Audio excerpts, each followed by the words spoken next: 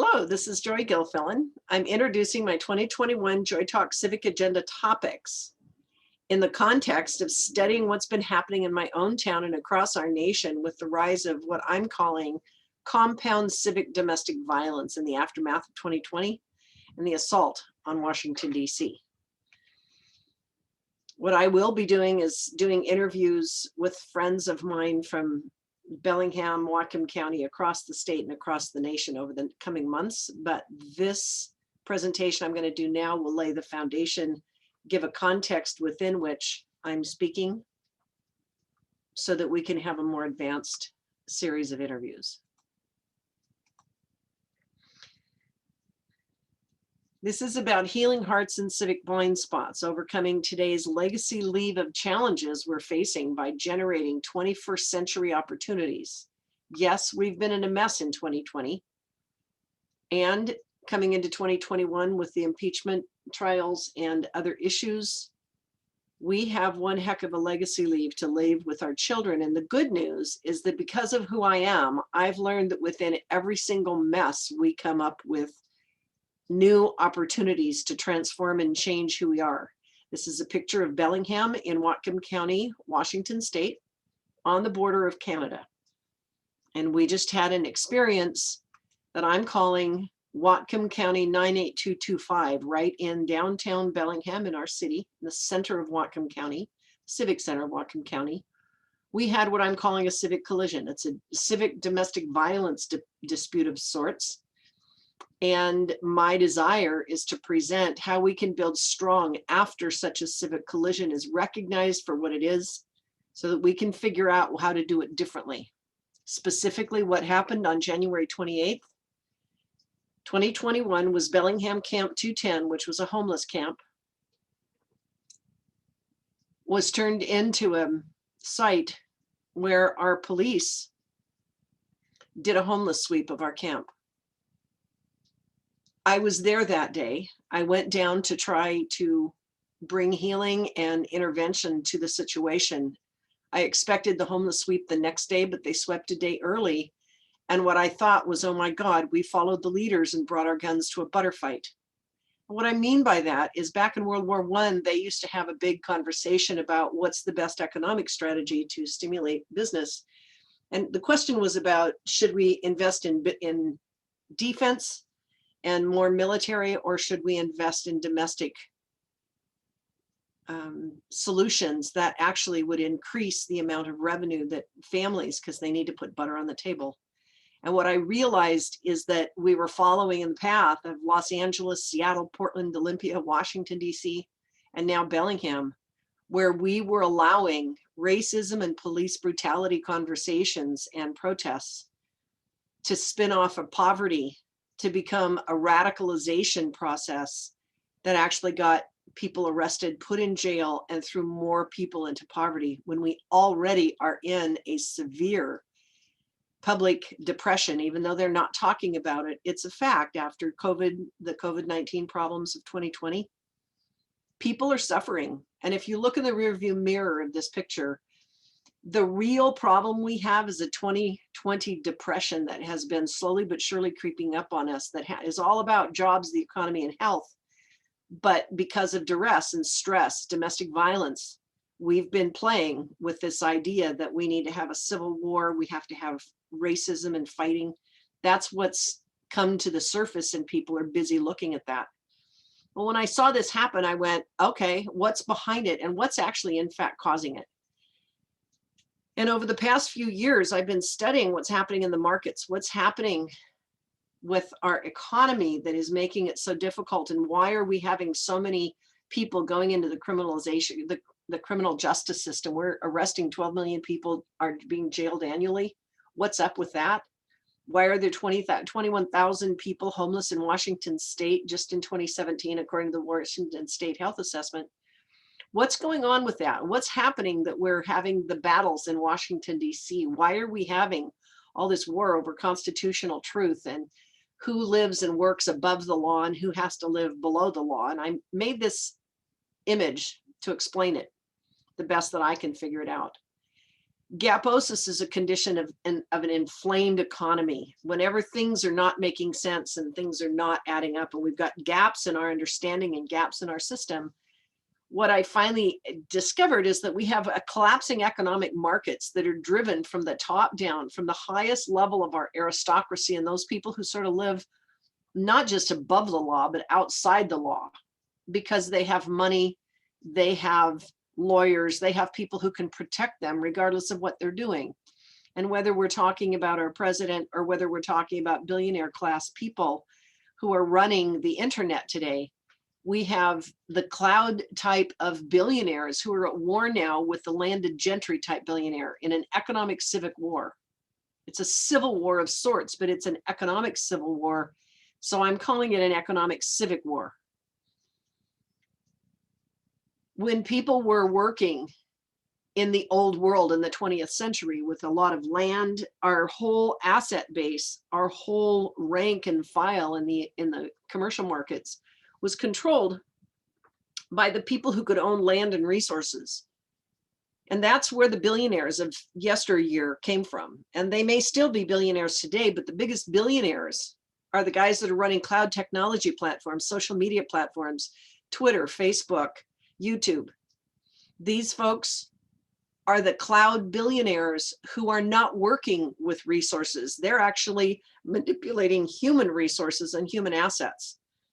And the war that Trump just worked with and won was the fact that he knows how to work in the non-resource-based billionaire economy. He spread fear across this land and controlled it through social media. And that money, when he was shut out of Twitter, I think they said they lost like $2.5 billion of Twitter stock the day that they shut him down, because Twitter was making a lot of money on what Trump was peddling. So this has created a huge economic civic war. It's between billionaires to billionaires, and that is what's driving our economy from the very top. The global economy, it's driving it from the top down. Secondarily, underneath that, the institutional, educational, and generational gaps. We have huge problems between the older generation and the younger generation. We've got entire market economies, businesses, our industrial revolution that is going through future shock. It was anticipated and talked about at the turn of the century, but people hadn't lived through it yet. And today we're living with a technology-driven world with artificial intelligence, media wars that are moving at such a high rate of speed, people can't even keep up. And so we're all sort of lost in the middle.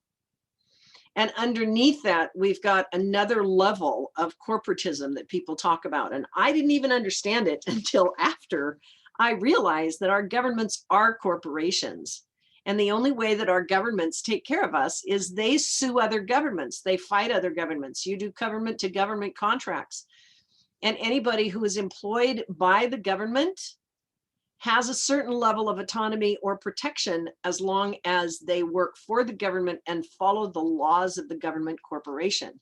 So we actually don't have the corporatism and the corporate warfare that people talk about in politics. We actually are fighting commercialism versus consumerism versus corporatism. And I can go into a lot more about that in a little bit, because I think it's important to understand that when people run for office, they run on a human level. They make promises on a human level. And they don't realize that once they win and then they take their oath of office, that oath of office is actually making them, in some ways, it's putting them in the crosshairs of conflict, and they end up betraying the people who voted for them oftentimes, because they have to do that which is correct for the corporation, because the corporation is the one that defends them or attacks them.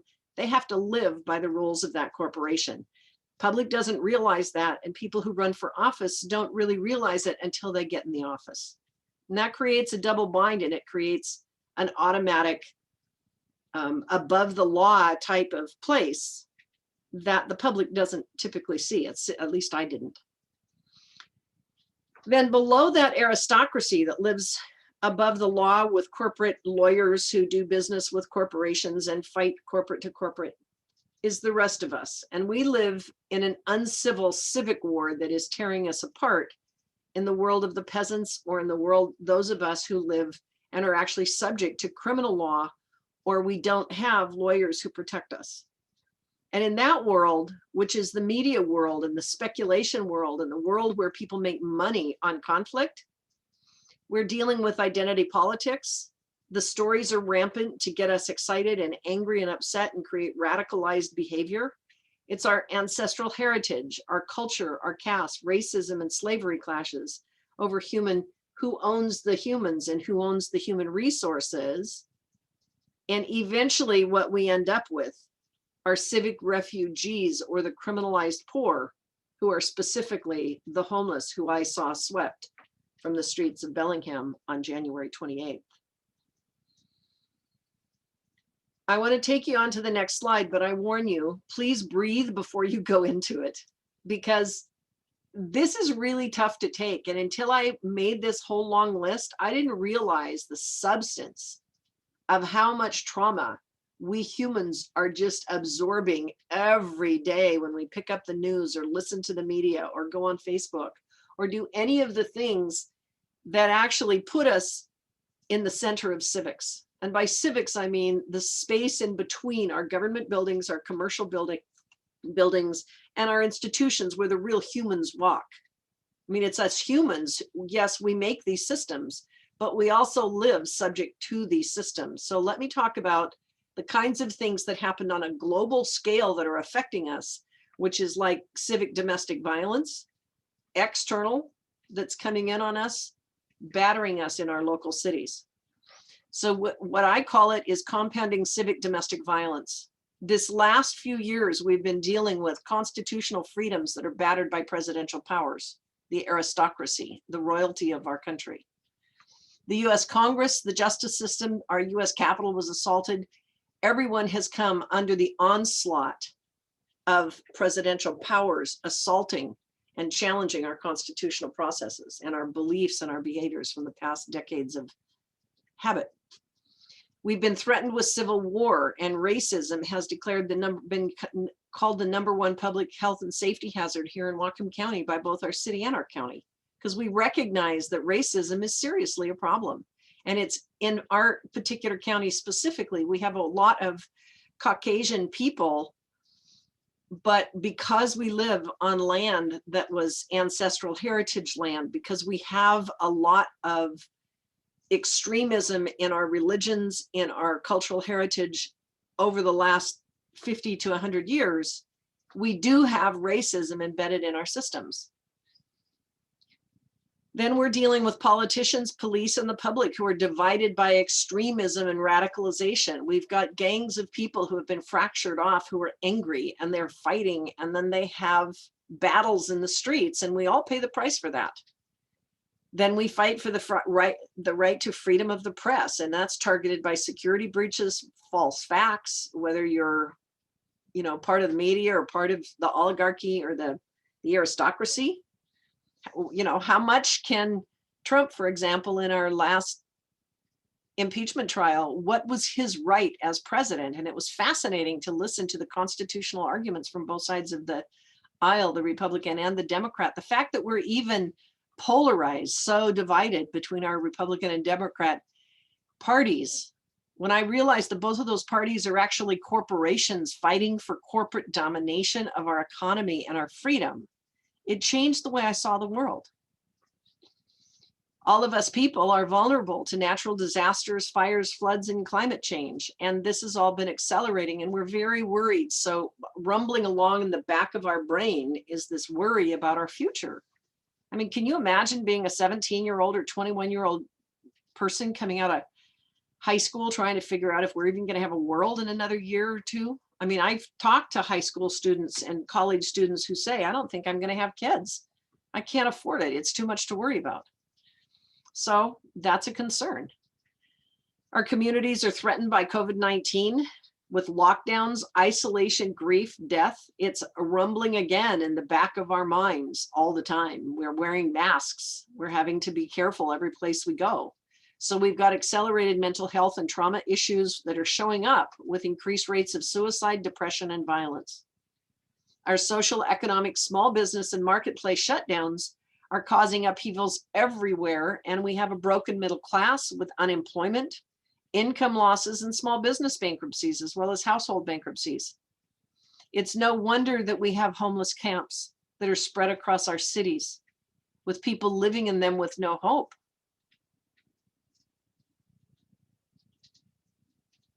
My position is that we have a 21st century civilization that's in a seriously deep depression. It's physical, it's mental, it's spiritual, it's emotional, and it's really mental. For we are experiencing high volume, high speed compression from all sides. On top of that, this is incredible. I've also found that we have a contrarian financial and investment market abuses where people can trade in the options markets, and they can trade on both sides, whether you're going up or down in the market, whether the businesses are growing or declining. You can actually place market trades so that you profit no matter which way they go. And our computer system teach you how to play games, and you don't suffer the consequences when you get shot in some of our video games. So our sense of what is right and wrong and what actually has consequences and what doesn't has been skewed. We've also got the destruction of seniors and teens, both urban and rural working class families. I know seniors who worked all their lives to own their homes, and the tax costs of just paying taxes on a house that they paid off 30 years ago is actually forcing them to have to sell their homes because they cannot afford to pay the taxes. That's absurd. COVID has actually put us in a place where our schools are threatened. We've closed playgrounds. We have limited community gatherings, and instead our community has gone to what? Zoom. We're all talking and trying to conduct business in our community on Zoom calls, which is what I'm doing right now. So people are hurt. People are hurt. And we have these civic blind spots because of Gaposis. We each have our own world of reality that we live in. We're isolated, we're fractured, we're only seeing part of the problem. But let's look deeper. Let's look deeply into the heart of the real problem, because once understood, we can rebuild our communities with love. Because people, you know what? People don't intend to fight. People are 98% trying to do the right thing. Only a small fraction of people intend to do something that's not good. And I've tested that theory over many, many different platforms. And every time I ask the question, how many people do you personally know that are actually evil or bad? Most people can't hardly focus on anybody unless they've been living inside the prison industrial complex or gone to war recently. Most people will say, you know, I really don't know very many in my real life. Most people. And I say, how many? And they said, most of them. And I said, well, how many? And they say, well, 95, 98%. That's a lot of people who are trying to do the right thing. But in Whatcom County on January 28th, 2021, what did we do? We did a homeless sweep to take all these people who have no hope and kick them out of their city because there were some people who were come preying upon them. And we created what I call 21st century civic refugees. Why? Because they're living outdoors at what we ironically called Civic Field as a result of civic fear of being arrested by the police and chased out of their downtown.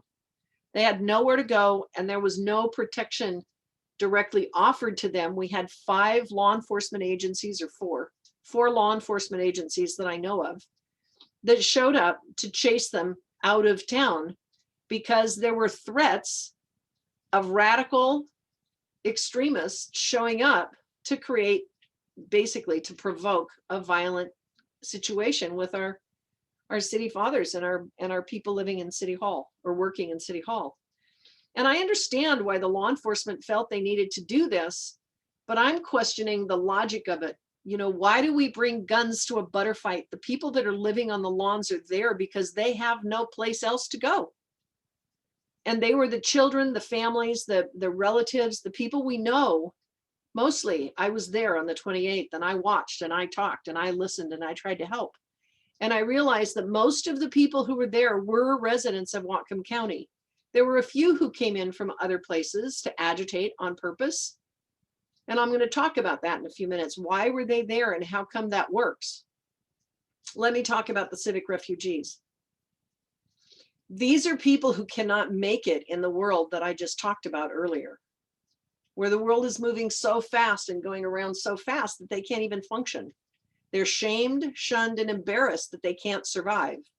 They're unable to keep up, and they've been silenced for many reasons, partly because they can't even think straight anymore. Their lives turn upside down and go backwards, and they feel disoriented, confused, disheartened, and frankly, they feel angry and scared. They're living homeless on concrete with no place to sleep safe.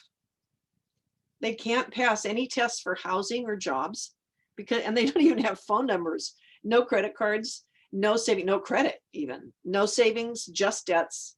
They have no job references. They have no ID, no driver's license, or often no driver's license, no car or insurance. And in the last couple days before the 28th, they didn't even have any bathrooms, not even porta potties.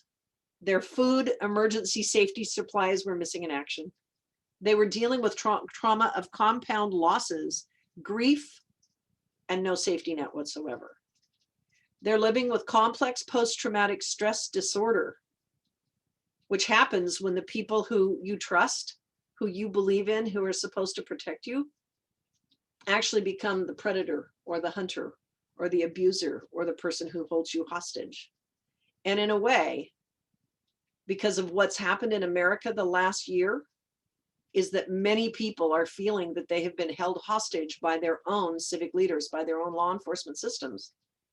And so from the constant civic predation from law enforcement, from the costs and fees that are charged them when they screw up and can't make various kinds of appointments, or they do, if they do have a car and they park it somewhere and they get a ticket, they can't afford them.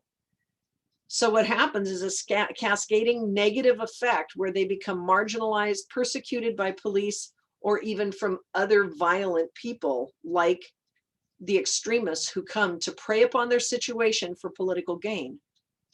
So vulnerable to profiteers, predators, and parasites on all levels. They're down in the dumps and they're living in poverty with potentially with a criminal record. And if they don't make it out of the sweep, they will have a criminal record and they have no way to defend themselves. And because of the situation, people who have resources, who have cars, who have licenses, who have jobs, we don't even understand. We don't understand. And I didn't understand until I really I've actually spent the last 10 years studying what's happening to people who have criminal records and what the problem is. And I'm going to talk about the complex post-traumatic stress disorder work that I discovered from interviewing a lot of these people. I'll talk about that in a few minutes. But let me go back to why did we bring our guns to a butter fight? Fear.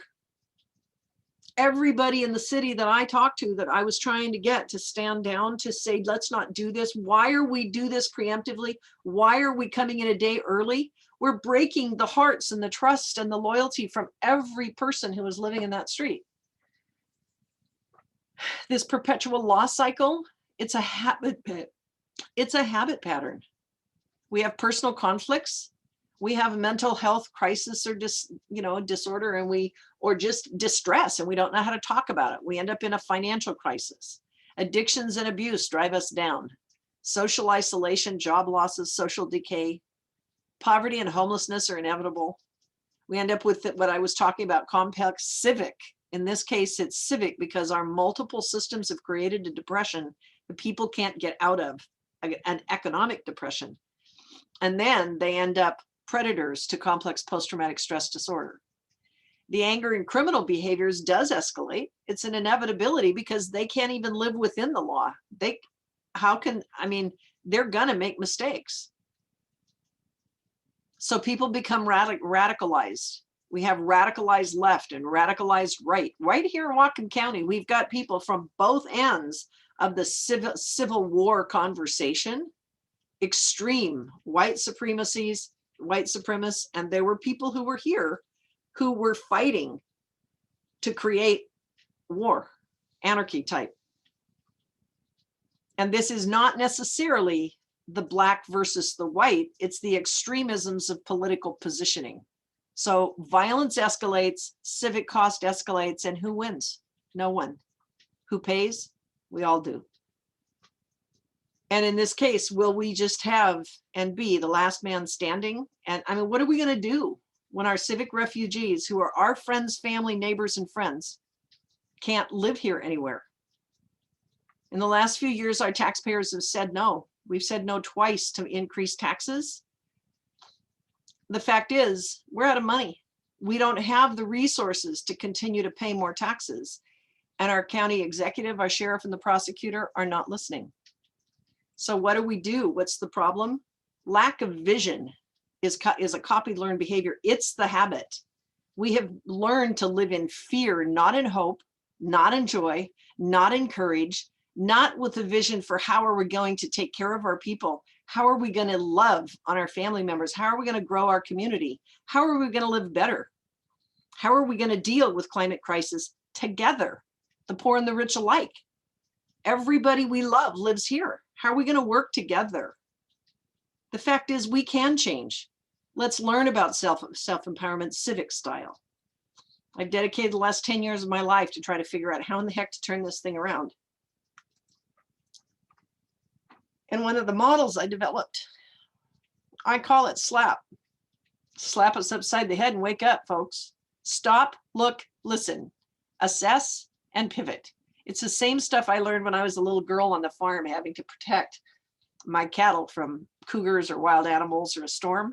And I was the only one by myself out there. I had to learn how to manage my own fear, my emotional fear, my mythological stories. I had to learn how to manage and control my own emotional response when something didn't go right. And I had to figure out how to get the cows home and not lose control. I had to learn to manage my own emotional resilience.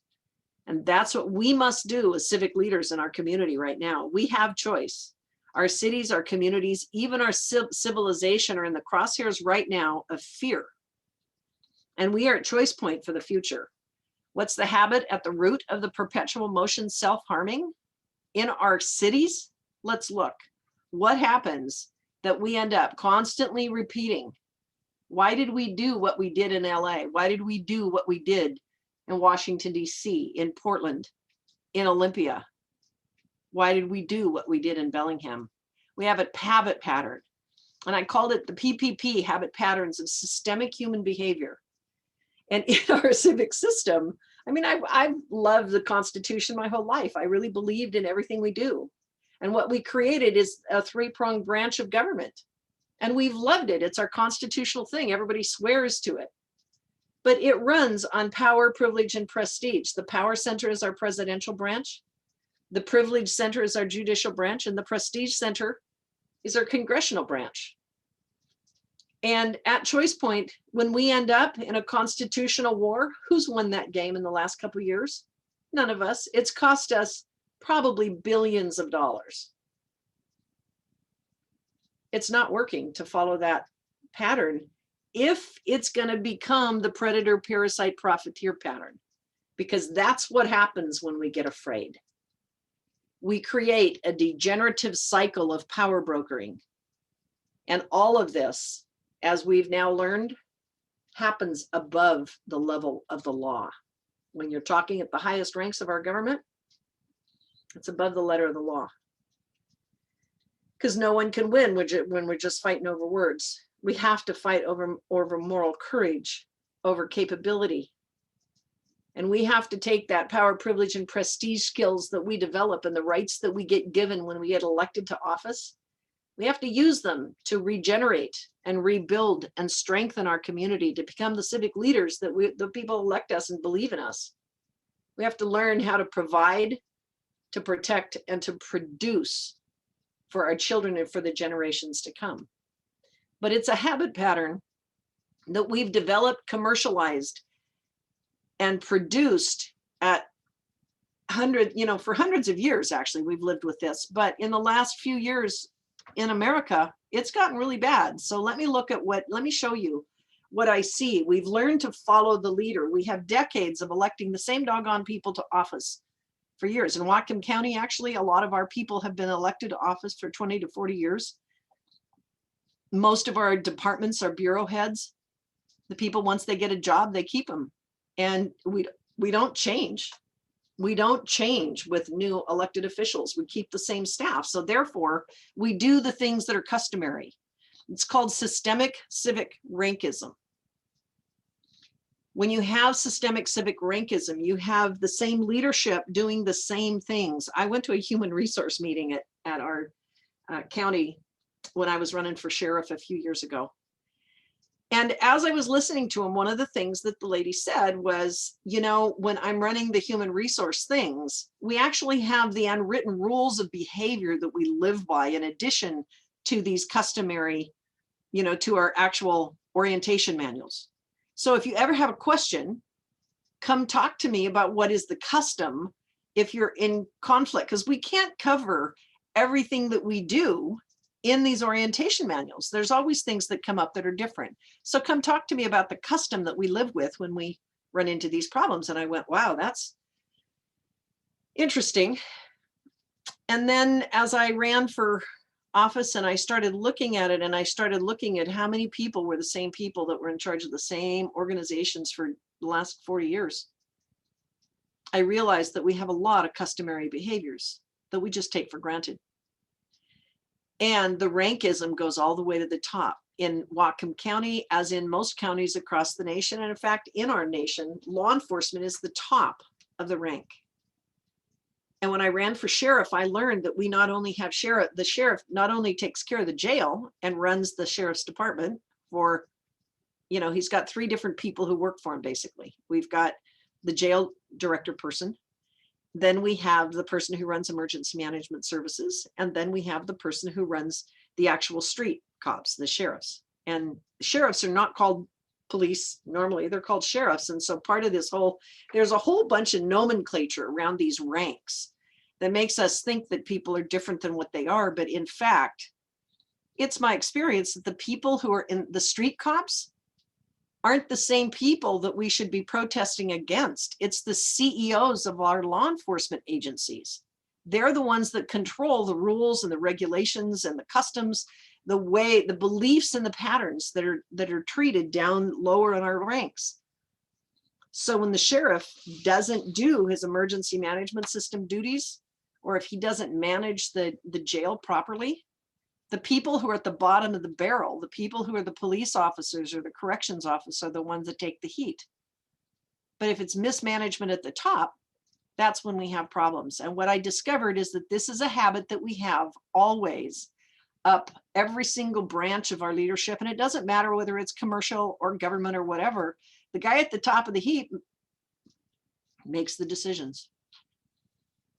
And this civic rankism becomes a problem when the guys at the top of the heap carry a lot of power and can do a lot of damage, and you pay the price. So that rankism type of management follows right into civic domestic violence, because the guys at the top of the heap who have the rank, they also typically control all the money. They control all the money. So they control who gets money and who doesn't, who gets sued, who doesn't. And we end up with civic domestic violence like we just saw. And what that does is that feeds into repetitive cycles of loss. Everybody gets hurt. No one, it's like that. We actually talk about this in business. It's like you can have the responsibility, but if there's no accountability, it doesn't work. But if you have the responsibility, and yet you're the one that eats all the liability, if you don't have the liability for what decisions, it's like there's this triangle of responsibility, liability, and accountability. And if you're at the top of the rank, you can dance around that circle just like we do in codependency circles, just like we do in personal abuse, just like we do in addiction. It's the same pattern, just replicating at higher ranks, at higher volume, with more money and more abuse of power. So in 2021, just 2 weeks ago, we ended up in this compound civic crisis. And you know what? That crisis happened to hit straight up against 150 of our homeless people, many of whom are dealing with complex post-traumatic stress disorder in the first place. And these conditions mean that they're not really always thinking straight, and they're triggered, they're traumatized, they're scared, so they yell. They don't know what to do. They don't know where they're going, and they don't have any place to go. So we just did this in Portland, Los Angeles. I just want to reiterate that all the way up and down the I-5 corridor, we're also building jails at record paces, more than we're building schools. Portland, Los Angeles, Washington, D.C. on the other Washington. Then we did Seattle, Olympia, and then here in Bellingham.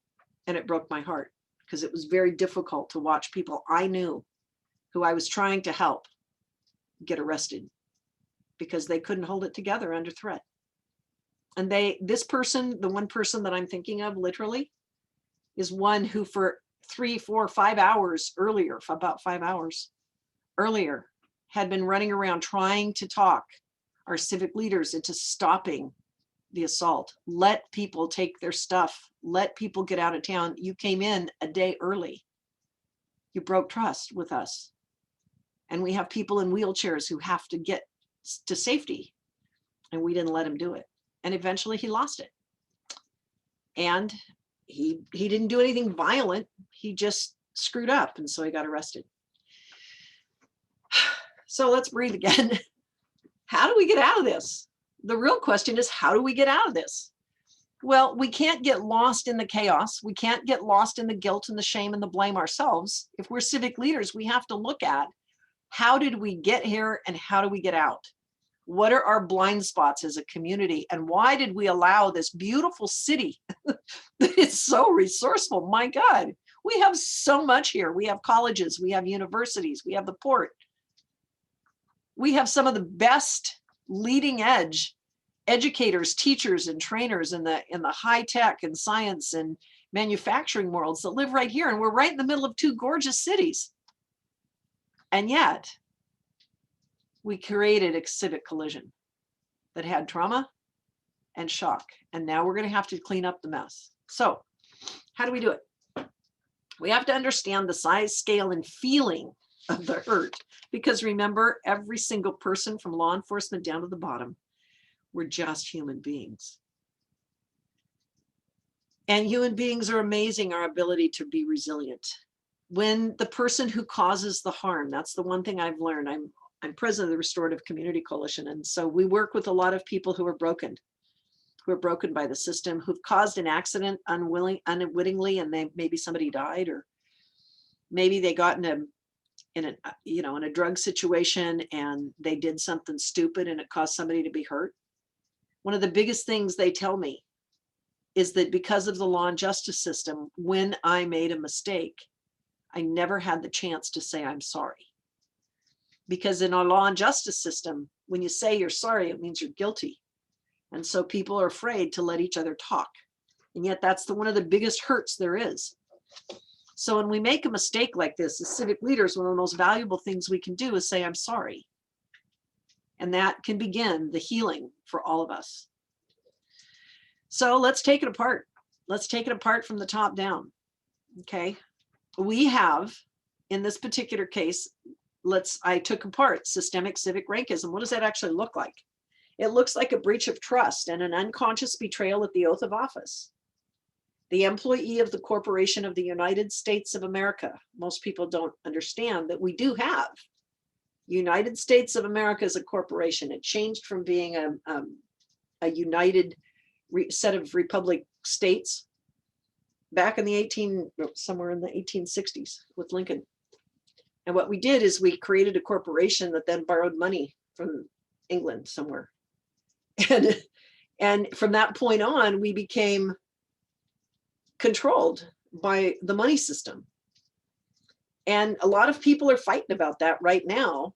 And it's not mine to tear that apart. It's mine to understand that that's a betrayal, which is one of the big complications when you have people who are fighting on both sides of the aisle over something and no one's speaking the same language. It's because we don't understand that today America is a corporation that works on the monetary system, and that monetary system controls our billionaire class. Our government legal controllers are the United States government, and then we have billionaire CEOs, government CEOs, lawmakers, and police officers, and people who run our bond and insurance markets. All of these guys are in charge of the financial markets when you mess up and you go to jail. It's all up at that level. And that money that is made there starts out as tax money, but then it multiplies and multiplies. And the people at the top end of the governments and in the top end of these companies, they trade that money in the stock options and in mutual funds. And then that money multiplies. So most of us who live at the peasant class or the working class down here at the bottom, we produce real money from the work we do. We have to give time to get our money. And then we give a percentage of our money to the tax collectors and the governments. Well, that money then goes up level and it pays the salaries and the benefits and all the side effects of things that the people who work for government or the people who work in our institutional nonprofit governments who get grants from the government. It's just a recycling. It's a recycling system of money that comes from the peasant or the working class. And even if you're working and living in the business sector and you're working in the financials and the banks and the service providers, guess what? That money oftentimes comes because of the way you leverage it. It's money that is originally generated by the working class at the bottom. And eventually that money goes up and it's corrected and it's created in the clouds. So by the time the working class that does not understand all this leveraging of money and the financial ways that you can multiply and multiply, I'll tell you what, I didn't get it until I ran in the, I did a year studying in the stock options trading. And I found out that it's true that I can take pennies and I can make 400% of my money in a matter of days. You can do that if that's the industry that you live in, and you can make money based upon just pennies and computer numbers. But people who work for a living in the streets, building product, building our homes, doing things, growing our food, those people don't live in the same world. And if you're a person who grew up to become a laborer or a craftsman or a farmer, it's a different game. So a lot of times these are the guys that get angry.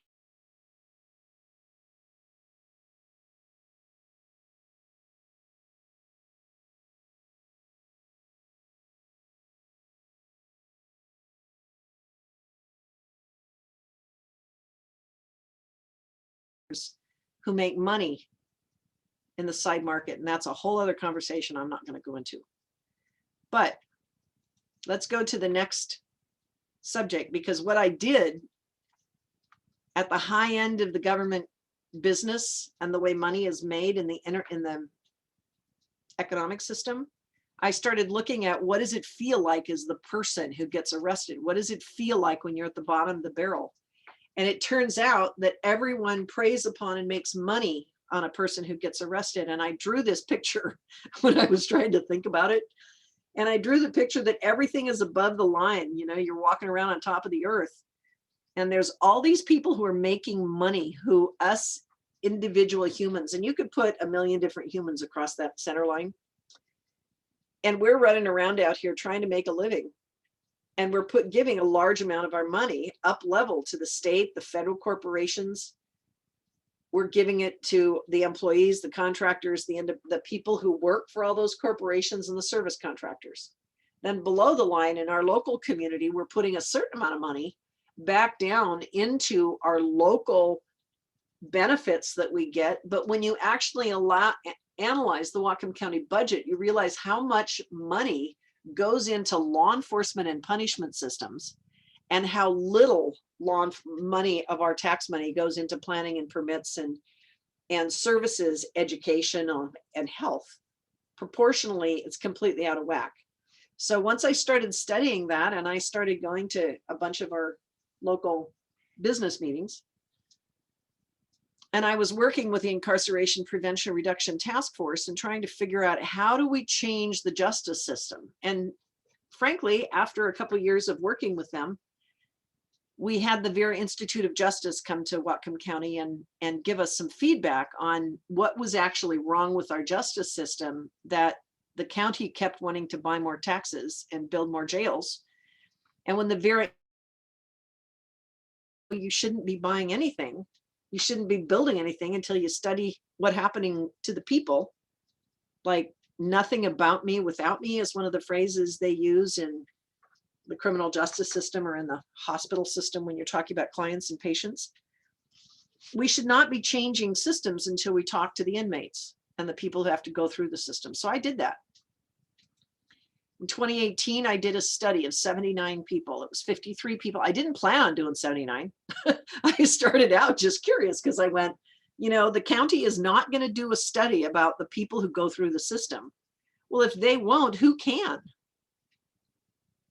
And the Vera Institute people told me, well, you know, just go to the college and ask these students to ask. And I'm going, you know what, these students, these college students, they don't have the understanding to understand what's going on with these, what are now I realize are these civic refugees. They don't have the skill set to understand that this is deep stuff. So I started interviewing a lot of the people who we've helped at the Restorative Community Coalition. And I just asked them, what happened? What happened to you? And would you please be willing to go into all this traumatic stuff and talk to me about what happened to you, what happened next, and what did it cost you? And where could the county have changed the game? Where did you run into roadblocks? And if you were in charge of the system, how would you change it? And what got you in the mess in the first place? What happened before the actual arrest happened? And what happened before that? And did you intend to break the law? Did you intend to cause harm?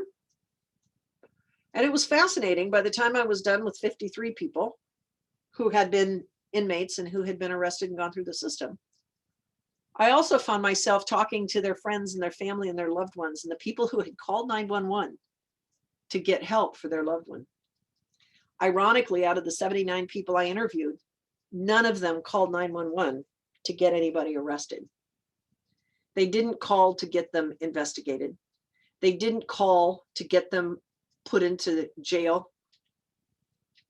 They called because they wanted help. And at the end of 79 people, I sat there and I went, oh my God, the biggest hurt is that they felt betrayed. When someone in the family called to get help for somebody, and it's not that the people who got arrested didn't break laws, they did. But did they do it because they intended to? Did they do it because they wanted to? Or did they break laws because of things that happened around them that caused them to be emotionally distressed? Some of the people who were called on were people who were on medication from the doctor's orders. And their counselors had told them, if you go, we're going to change meds on you. And if you start acting out and not feeling good, just call 911 and tell them that you're having a medical challenge and you need help. And yet when they called, the mental health or the medical people didn't come. Emergency services didn't come. The people who came was a cop. And if the cop shows up and you've got people who are in trauma, oftentimes they get in worse fear and they wig out. And then they get arrested because they were not willing to go to the doctor or go to the crisis center or go to the mental health for emergency services. And then things escalate. And when I realized that this was the problem we had, I found at least 5 or 6 different places in our system where we could change the rules at the 911 call, at the crisis care place, to stop the radicalization of people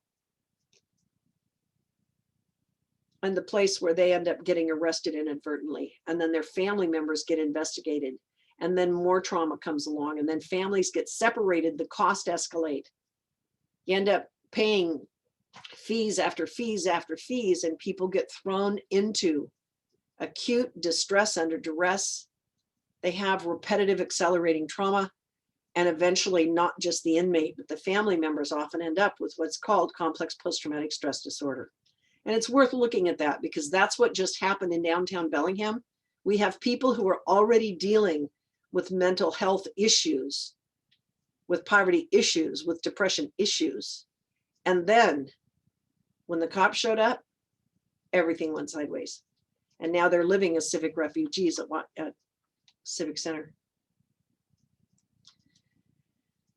So again, let's breathe because that's all technically spilt milk. Now what are we going to do? where are we going to go and how do we keep moving?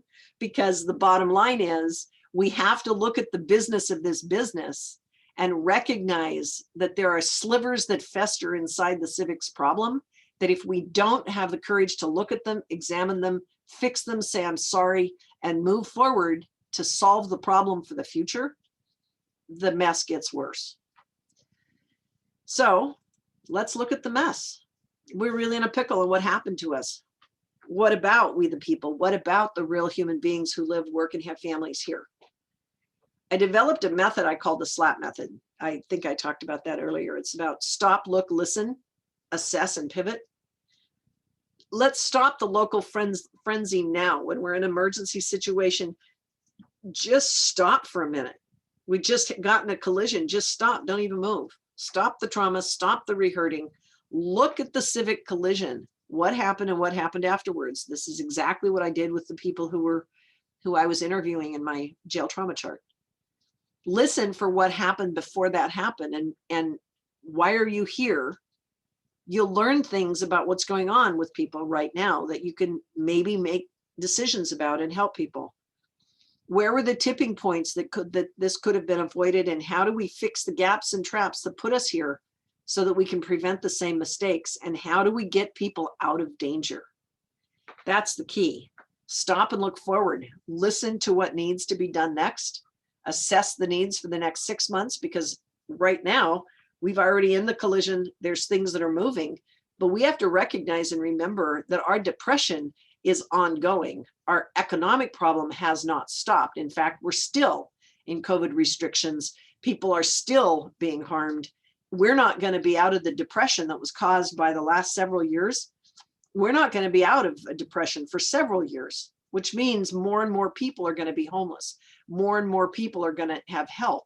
And rather than being depressed about that, let's just think about it just like it's a normal crisis situation and say, okay, how are we going to make it through the next 6 months? How are we going to make it through the next 8 months, 18 months, 24 months? How can we team up and use the people instead of putting them into the jail system or chasing them out of town? Let's say, who do you know? What do you know? What could you do to help us solve the problem? It's amazing how many people will come up with solutions. And I've learned that because working with the criminal people, the people who are coming out of the prison system and helping them with reentry, I've found that sometimes it's only $500 to $1,000 that can put them back on their feet again. But you have to know which 500 and why you give them the 500 or the 1,000. And you need to know how to help them become rehumanized to the problem that they're facing when they come out of an inhumane system that has just battered them and torn them apart. Helping them is the key number one. So let's go back to the future. And let's look at what happened before all this happened that we have so much trauma in our marketplace. Repetitive betrayal. WhatcomCounty98225 as a complex civic domestic violence incident. I looked at this as a study, as a research study in civics. It didn't start on January 28th, 2021. The problem didn't even start on January 22nd, which was the previous incident where there was some violence at City Hall that precipitated the January 28th event. Fear has accelerated with recent nationwide events, but the original problems that we had started 10, 20, 30, 40 years ago. In fact, like I talked about, several hundred years ago. Yes, the Whatcom County law enforcement CEO level betrayals over time. And I'm placing it on the CEO level law enforcement. Because guess what? In a disaster or in a trauma situation, who is the top ranking official that can get us help, who causes us trouble? It is the Whatcom County Sheriff. They are the one people, the one person who at the top of the heap can call the governor. And if the governor's not handy, he can call the president to get help in an emergency crisis. This is an economic emergency crisis. It's compound. Civic domestic violence, we have a problem. So I started at the top. From the global, as in global to local context, what have we had that's been pushing down with compression on the people? We've had the war on drugs, the war on poverty, the war on crime. It's created the school to prison pipeline back in the 70s and 80s. It started getting bigger. Right at Y2K at the turn of the century, then we had 9/11 happen and the Patriot Act and Homeland Security response. That set the stage for more pressure and more fear of the police. The commander-in-chief, the highest betrayals of trust, fed the fear with ICE and militarized police in the last 4 years. Then we had the assault on the Capitol. That's scary. Now we've had economic betrayal since 2008 with the market crashes, the dot-com boom, the real estate and housing bubble burst, all of the betrayals from our financial markets. This has bankrupted small businesses and families. And we'd have the COVID-19 crisis and the economic meltdown right now. This puts people under emotional duress. We're not thinking straight. And that was just over the last 20 years. Then locally in the past 10 years, why are people on pins and needles? Out from the law enforcement stand, our jail industry, prison injustice, we're arresting 12 million people a year, according to the Vera Institute of Justice. And only a fraction of those people actually go to prison. Many of those people who are arrested and put into the jail are not yet found guilty. And a good 70 to 80% of them, it's all misdemeanor type stuff. But in Whatcom County, what we did is we've been paying on 3 different taxes to help boost up our law and justice system, to build a jail, to provide for behavioral health taxes. And instead of being able to work with that, our county pushed to buy a jail, a 40-acre piece of land that cost us $150,000 an acre. The public testified against it. The county didn't even respond to our questions. And the Vera Institute of Justice that delivered a bunch of recommendations to our county, the county sheriff and the Incarceration Prevention Reduction Task Force, a lot of their work was actually dismissed or undermined by the top of the law enforcement system, the judges also. And for the last 10 years, actually since 2010, we've been asking, the county has asked for a community needs assessment. And what we got was a jail capacity needs document that only talked about what needed to be done inside the jail. We actually really asked for a community public health assessment, and we didn't get it. And then there are a lot of other things that happen within our administrative systems. For example, our crisis center was built, and I'm really glad we built it, but it cost us millions and millions, something like $20 million or something, $24 million to add just 7 beds to capacity that we already had. And when we did that by taking state money, and because of the way that the behavioral health systems are working now, it became a regional mental health facility, crisis facility, instead of just a Whatcom County one. So we actually didn't get ahead, even though we paid something like $24 million for that.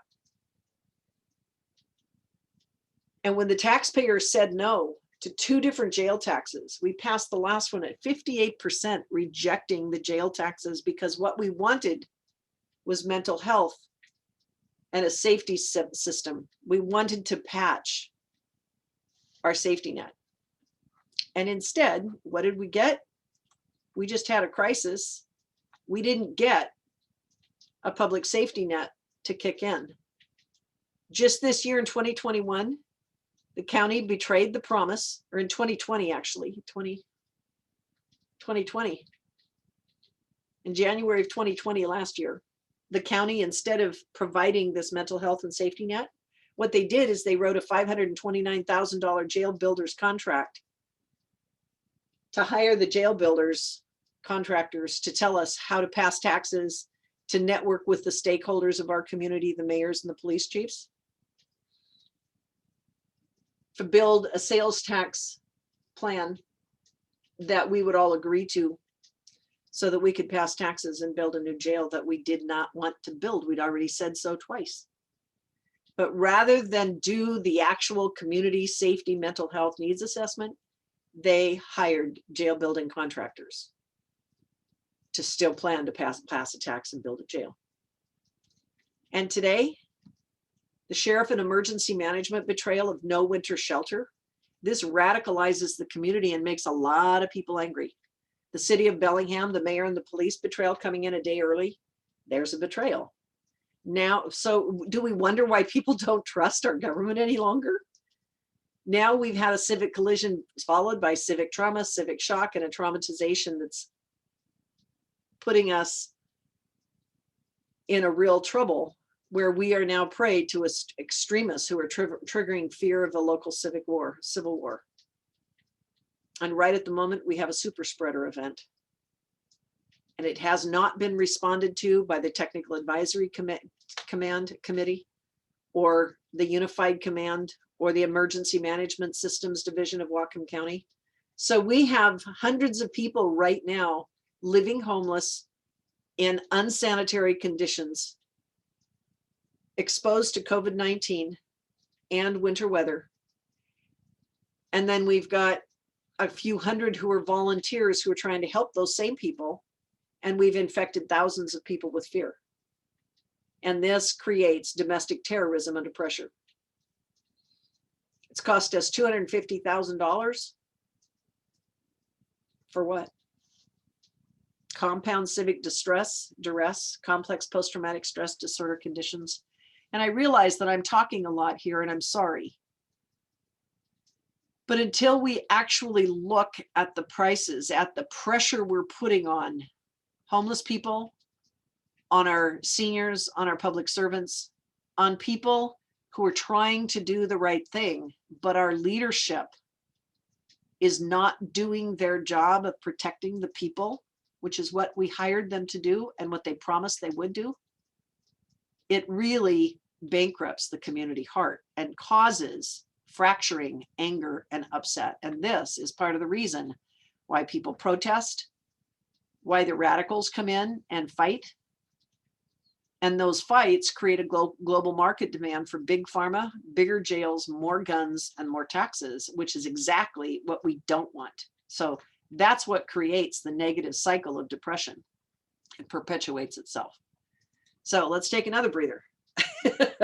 It looks like, okay, so what do we do now? We need to heal hearts and we need to expose our civic blind spots, which I've been doing. Let's stop hurting ourselves and start helping each other. We can do it. There are ways. We've developed, working with the Restorative Community Coalition, I built 5 different methods by which, this is again the SLAP process: stop, look, listen, assess, and pivot.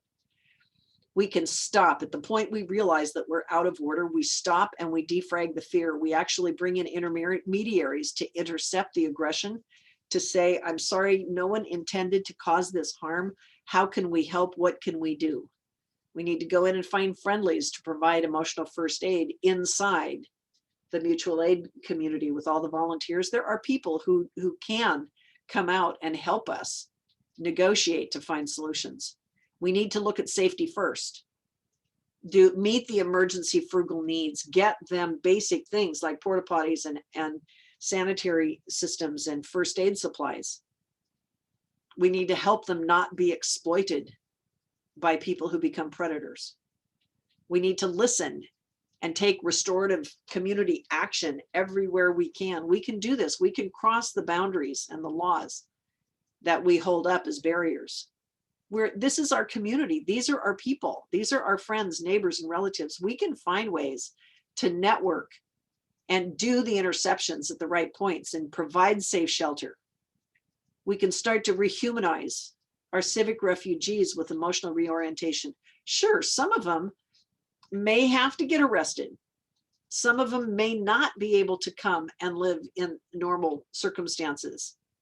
But we need to consider that, okay, if that's true, what can we do to actually solve the problems? What are the different kinds? There could be 4 or 5 or 6 or 7 different methods. And it's not our job to ask them to solve all these questions for us. It's job for us to listen to them, try to figure out how to do it. And somewhere in the intermediary, in our restorative community action strategies, listen and try to solve the problems. And don't expect people who don't understand what you're talking about to know how to fix it your way.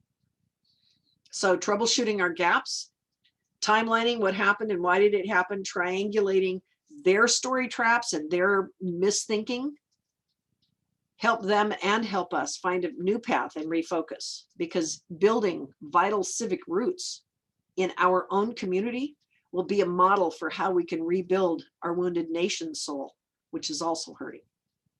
Part of the process that I went through is to say what happened, that happened. And so I would take you through this process. You can stop the video right here, actually, and say what happened at the Civic Collision. What do you know about what happened? Who got hurt? What's the underbelly and the silent ripple effect that happened right on January 28th or right before it? And what's the civic trauma that's still rippling out that you're hearing from people, talking to people, listening to them and understanding? And then what's the civic shock that we're feeling long term?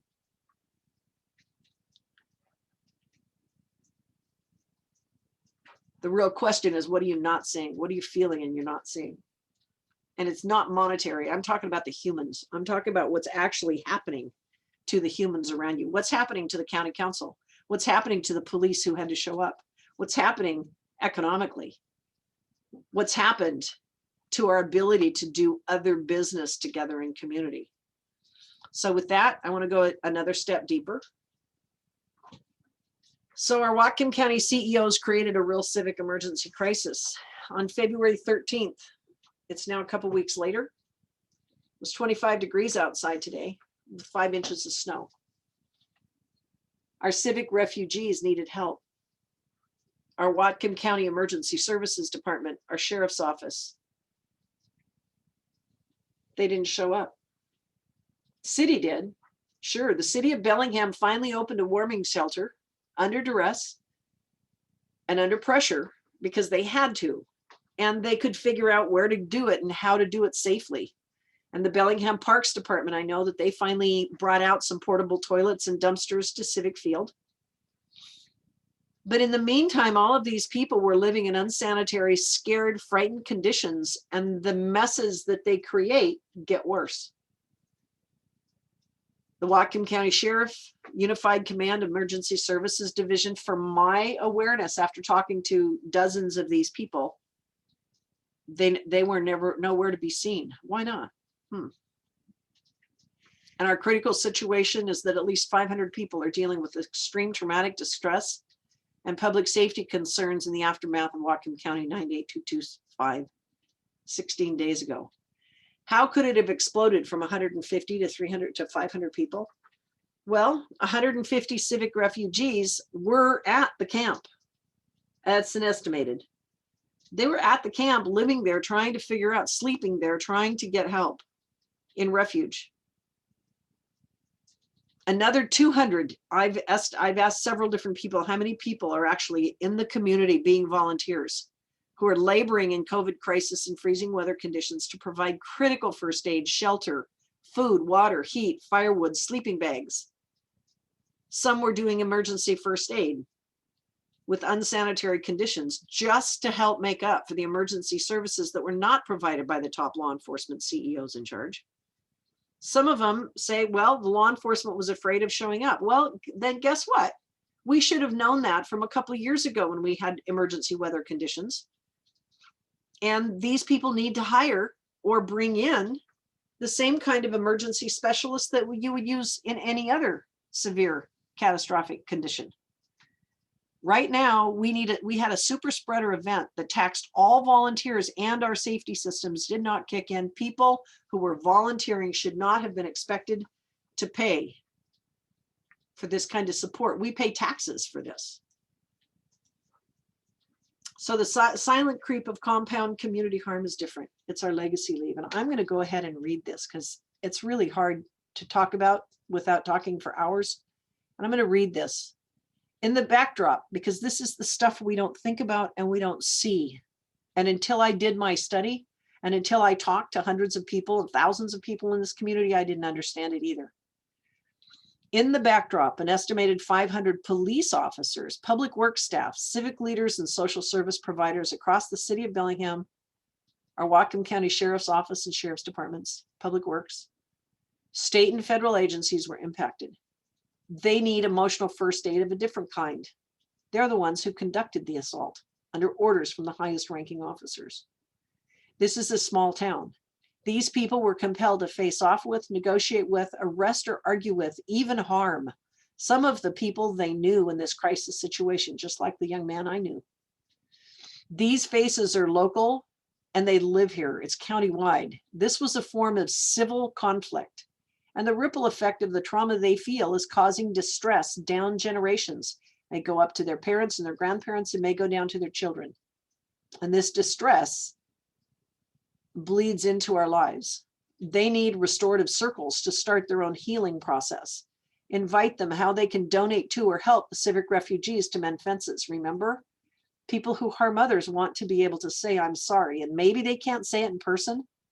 And maybe it's against the rules or the laws or whatever. But the fact is, no one really likes, most people at least, don't really like to hurt other people, especially people they know or that they know their friends or family. Beyond that, there were thousands of people in our community watching, talking in their neighborhoods, working in civic groups to provide tens of thousands of dollars in donations. People who wrote letters, held meetings to help people deal with the community-wide fear and trauma this event caused. These people need a full public apology as a healing process to help them forgive this crisis so they can become part of the solution. Empower people to stand back up. No one likes a domestic violence fight. Yes, this news went all over the world. It went to multiple news channels. And that embarrassed some of our public officials. I heard them. They were horrified that our domestic dispute problem became national news and our laundry was spread all over the world. That didn't feel good. And I know that some of these people have donated large amounts of money and done really good work. And some of them have spent 10 or 20 years in civic service. And they've worked hard to try to solve the problems. And there was over 100 hours of conversation before this thing happened, trying to solve problems. But our top end, our Whatcom County leaders, they didn't show up. So now we have a true civic crisis that's worse than what we saw with the Great Depression. We must figure out what we are going to do in the next 18 months to defend our community from more militarizing of law enforcement, more fear, more homeless sweeps, more food and emergency living conditions. We must stop radicalizing homelessness and criminalizing homelessness and using that as a bargaining chip to get more taxes to build more public buildings that don't solve the problems. It is time to do restorative action circles and start creating a vision for a vital city that's sustainable even under market distress and emotional duress. We must invent the 21st century civilization. Here, we can do it. That's based on regeneration, community, and collective networks. We can inspire and build all new economies. The local living economy that was inspired here with the Bali group, the Business Alliance for Local Living Economics, those people were helping us. We were on track just 10, 20 years ago to build an incredibly delicious community. We can build a vital economy and invest in people's dignity and put people back to work locally. We can downsize our expectations of how big our buildings have to be. There's a whole plethora of different sizes of housing programs that allow people to work to earn their way up. People feel better when they're doing something useful. We have work to do. Let's make peace and move on. The Restorative Community Coalition is the nonprofit that I work with. I've been president of it for the last 10 years as we did a lot of dissection to figure out how to help people. And we've developed a set of interception tools to help people help themselves so that they could learn from their mistakes. And there's 3 different levels of things we can do if we get people, but these inform, see these, I'm sharing these not to promote what the coalition is, but to show that had we been able to do these things, and if we did them now, we can actually mitigate the future. We can actually help to stop the further escalation of trauma to the homeless and the people who are criminalized from being homeless. So at the point of crisis, which is what we just had on January 28th, at that point of crisis, we could have prevented the escalation of the trauma. We could have had people who were trained to go in and de-escalate and talk down the people who wanted to be aggressive. And if not, we could have talked to the people who were living there in fear and moved the people who were criminal, who were in wheelchairs. We could have had an exit strategy for them if we were working with the Whatcom County Emergency Services and Management people. We could have had an exit strategy for every single person who was living in that homeless space, and we could have moved them out and gotten them away from the people who are agitating violence. We can provide emotional first aid, restorative justice, do self-empowerment programs, do intervention and case interception for those people. It would be a lot cheaper than spending $250,000 on law enforcement. Then if there were people that went to court, went to jail, ended up with probation, you do court navigation, you do case management, probation support. We can create Restore Life Center locations in every single one of our cities that actually provide methods to teach people how to be functional in the 21st century. What are the jobs and the tools that they need to get back to work, and how do we coach them? That's a whole different level of economic redevelopment. Rianne Eisler talks a lot about this in the Real Wealth of Nations, about building a caring economy that works economically. There are people who understand donut economics.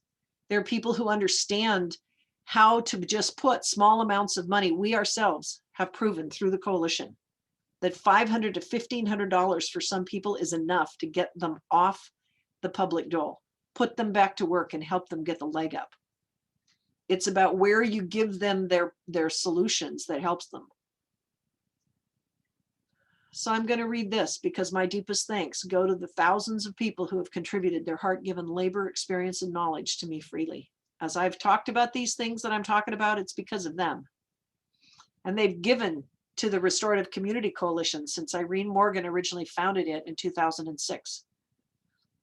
Their combination of trust, courage, and dogged determination allows us to feel courageous, not desolate right now. We've learned and developed programs that work to reclaim lives, and because of them, their life matters. Irene Morgan wanted me to add here that we believe in you and have great hope for our future. And this image that she has here is how she works with people from a spiritual level to help them feel grounded and reclaim their own personal dignity when they've been shunned and shamed and ostracized by a community that doesn't work for people who are not able to get into the 21st century without help. So what's next? We get past that. Now what are we going to do? I want to talk about healing after we have to go through cleanup. That's what happens. Anytime you have a wreckage, you have to do cleanup. We have to make corrections and reconstruction, and then go into reconstruction, because that's what's next. How do we do that? Same: stop, look, listen, assess, and pivot. We can stop and correct the systems failures that got us here. We must examine the failed cycles, systems, and habit patterns.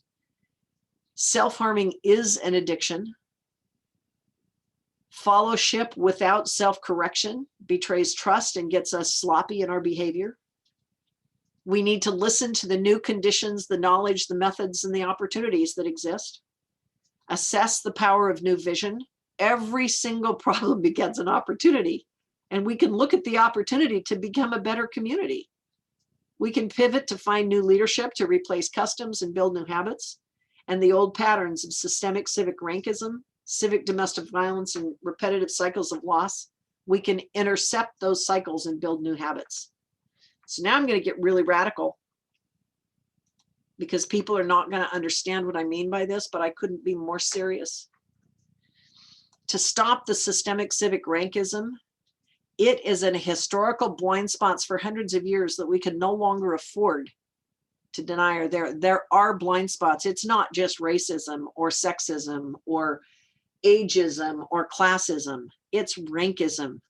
Acknowledge that in Whatcom County, our top 3 Whatcom County law enforcement CEOs have habits of customary thinking and behavior that have capsized the county in this civic crisis.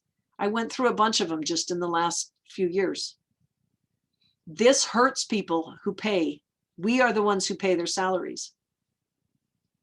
One of the county executives a while back told me when I asked him if he could please stop chasing the jail tax and we could change it. And he said, I don't work for the taxpayers. I work for the people who get me elected. And that broke my heart. And it made me really study what is the problem that we have. And rankism is the problem. It's power, privilege, and prestige that has gotten out of control, and it's created a predatory, parasitic, and profiteering system. We must break the system pattern and put us back on track. And I drew these cartoons in here because at one point when we were running the anti-jail tax campaign, I asked Hillary Cole, one of our local people, to draw me these cartoons, and she did it. It was quite delicious. So we must all learn to laugh at ourselves for letting this happen. It's our own fault. I let it happen. I voted for the same people for the last 40 years. Never occurred to me that we needed to change course. We must become the safety net guardians of our future. We can take back our power. We can change the old habit of living, of giving rank power, privilege, and prestige to those we cannot trust, to upgrade their models of management in a changing time because they're used to doing it the old way. Blind trust in centuries of old habits can't keep up under the high speed, high volume, and high tech world of the 21st century. Social media is moving so fast. Technology is moving so fast. Entire industries have come and gone in a couple of years. We can't expect everybody in our community to come up with the speed of change. Old systems crash under load, creating real danger for all of us. Our law enforcement systems must be examined, upgraded, and rebooted to protect us through peacemaking, healing, and reconstruction. Old leaders have lived above the law of real consequences. Like the sheriffs of the Old West, today they live complacent behind glass walls of power, privilege, and prestige, expecting that what they did before is still going to work. It isn't. We're in a new world. We're in a new game. They have not done the job needed in today's world. They dropped the ball. And as the balls fell into the gutter, we paid the bills and have been left holding the bag. In 2021, they went too far and erroneously allowed the problem to be swept under the rug and blamed on the city of Bellingham. It doesn't belong there. The city was the fall guy. So what can we do? I think it's time for the citizens to step up. I think it's time to ask our civic leaders to actually buck up and to say, I'm sorry. And I think it's time for us to assemble a People's Commission for the Public Safety, establish, and this can be done in collaboration. We can do a restorative circle with the sheriff, the executive, the prosecutor, the head of the county council. All the people who are involved in our community safety. We can take the Incarceration Prevention Reduction Task Force and our Law and Justice Council and our Stakeholders Advisory Committee and our Technical Advisory Committee. We can do a collective meeting and say, look, we get it. What we did didn't work. Let's change. And we can establish a People's Commission as a friendly commission for the people's safety.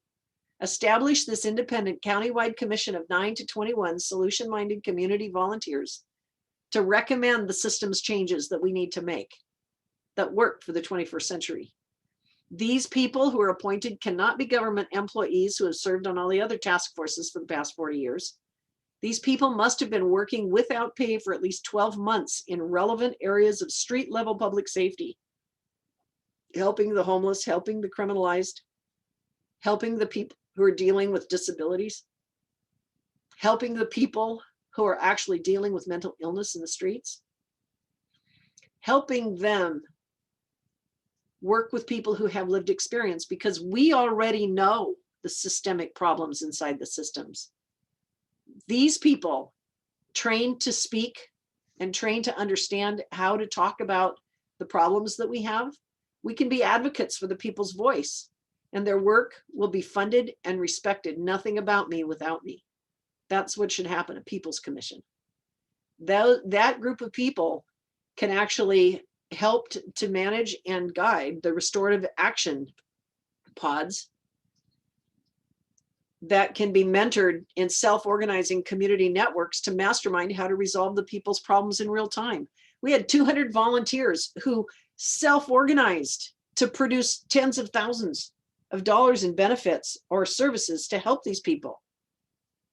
The mutual aid group, the Homes Now group, the restorative community group, all of the people like Flip Breskin, all the people in this community have worked and worked and worked. There were a dozen of these organizations who wrote in protest to the city and to law enforcement officials and to our commissioners or our councilmen saying, please stop, we need to do it different. And these groups can team up with the Port of Bellingham, the Whatcom County Council, and all cities, tribes, state, and federal lawmakers and task forces. We come with as friendlies to coordinate, fund, and build efforts to rebuild the people in our economy from the bottom up. We don't come from the standpoint of law enforcement. We have to protect ourselves. Law enforcement puts down their weapons and says, we know we're all in a face-off. We need to fix this. How can we do it? And then we work from that angle to say, how can we get the lowest cost, highest return on investment of time, money, and community resources for the mutual benefit of all? Those restorative action pods and the People's Commission need to do a couple things. One is build a community public safety gaps analysis. The people, it doesn't have to cost us hundreds of thousands of dollars. We can do a survey. We can do an interview with the people in the community who experience the gaps, not the people who in the past have covered up the gaps. It's the people who actually know what the gaps are right now and come up and build, jerry-rig an emergency safety net together and then figure out how to do it even better. We can assemble a resources and recommendations booklet to help fill the gaps locally so that we can actually figure out what is the economic benefit to us and how can we put these people to work underneath. I know that at one point we had offered at the coalition, we'd offered to have some of our people work to clean up the parks. And one of our top leaders said, I can't do that, Joy. And I said, why not? And she says, because it would upset the unions. And I went, you know what? That's just ridiculous. If we've got messes in our parks and we can't hire union people, we cannot pay it. We can actually have the people who are homeless and who are needing help. They can actually go do work. We've got to figure out a way to trade and allow these people. I mean, if the laws are in the way, let's get rid of the laws. Let's change the laws. We have the capacity to change the laws in our own community. At the local level is how we change the world. We don't change it by fighting with politics and having big wars. We fight it by actually challenging ourselves and challenging others locally. How do we help each other become dignified? How do we help each other become prideful? For ourselves, not prideful as over, but pride, have self-pride, self-awareness, self-government, self-management. That's the way that we grow people and we grow our community. The third thing is we do an actual forensic fiscal and fiduciary analysis. Now, people get all scared because they think we're going to go after everybody. We can't prove things. I've already done a complaint with the auditor's office, and I found out that as long as they write in the tax laws that they can use the money for other things, they don't have to use it for what we, anyway, it's all messed up. But what we can do is we can look at where did the money go? Not to sue people and get mad at people, to say, where did all the money that's coming in, where does it go? And where could it be better used? How could we redirect money now? Not as a defund the police, but as a refund and revitalize and invest in systems that actually solve the problem. How can we help each other? And it may mean that the sheriff's office splits the jail off from the sheriff's department. That may be the best choice. There are other counties in the state who have done that because it's too much for one department to be in charge of all these different things. In the complex world that we're in, it's a tough go. So maybe by doing a forensic fiscal and fiduciary analysis of what's the best return on investment to the taxpayers, not to each corporation, it's to the taxpayers net. How do we do that? There's two more recommendations that I have. One is to appoint a civic achievements coach to lead the People's Commission, and a person who does not work within the current system. Yes, a person perhaps like me, but if not me, We can do this in every county around the world. There's not enough me's to go around. But what we can do in Whatcom County, we can pioneer a method of skills building, of masterminding, of how to help people do restorative action tools in communities so that people can help each other. We can all become civic leaders. And what we do is we look at what's going on in the community that needs to be changed and how can we change it for the betterment of all of us. And if there's laws that are in the way, if there's systems that are in the way, let's change the systems. Let's work with each other and figure it out. We can do that. And the bottom line, we need to build a vital county economic movement. There's strong towns movements, there's vital city movements, there's donut economics. There's a whole bunch of different programs that are happening all over this world that we can learn from. There are prosecutors who have done the business differently. There's law enforcement, or Los Angeles has a county council person who I just listened to, and she talked about how the graft inside cities with the special interest groups that are making money on predatory business practices, building expensive homeless housing, when what we could have done is much less expensive, that actually would have worked better. There are a lot of solutions that we can get if we ask for them. But if we team the county and the port and the city, and we work at this from an economic development standpoint, boy, the sky's the limits. We've got so many resources. And you know what? Our human beings, our actual people, the people that we tried to sweep under the rug, a lot of these people have solutions and answers. We can build a vital county model for the 21st century. There's 5 steps here that I talked about, using the same stop, look, listen, assess, and pivot. We can do the direct crisis management. We can do emotional healing. We can do economic and civic systems revitalization. We can do community networks and development programs. We can enroll the CEOs and the civic leaders in developing a true vision for the 21st century that will take us out of here. When you set your sights, I know this from target shooting. If you take your gun out and you're trying to shoot and you're just looking at the target, you're not going to hit the bullseye. In order to hit your target, you have to look through the bullseye, way out into the distance, and then you can hit the bullseye. That's what it takes. As long as we're living in the past, we can't get out of the mess we're in. We have to live into the future. For the real wealth is hidden in the people. When we get the people working together, we can do the circles, the restorative action circles. We can do surveys. We can do trainings and mentoring. We can do visionary leadership resource workshops and enterprise pods. We can do civic collaboration projects for funding and implementing projects. And believe me, I've led multiple projects in my life in different industries. It doesn't take that much to do this, because you know what? People want to solve the problem. No, do they want to sit for hours and hours inside boring meetings fighting over laws? No, they don't. They want to figure out how to solve the problem. And we can help people. We can help ourselves, and we can help our family, and we can help our future by teaming up to help each other. Life, liberty, and living with happiness. That's the choice I want. I don't want the consequences of living into the past. I want the consequences of living into the future. My name is Joy Gilfillan. I am a revisionary. I do have the JoyTalk podcast conversations. I will be talking about this to people across our county, across our nation, and even around the world, because social media works that way. So please give me your feedback. I'd appreciate it. My phone number is 360-739-7493. And my websites are on the screen, joygilfillan.com, and the restorativecommunity.org is the nonprofit that I've been president of. There's a lot of resources and information there. And you can email me about this project specifically at WhatcomCounty98225 at gmail.com. This is the project that I'm going to be studying. How can we do it? And what are we doing? And how did it work? I'm going to be studying it for the next year or two.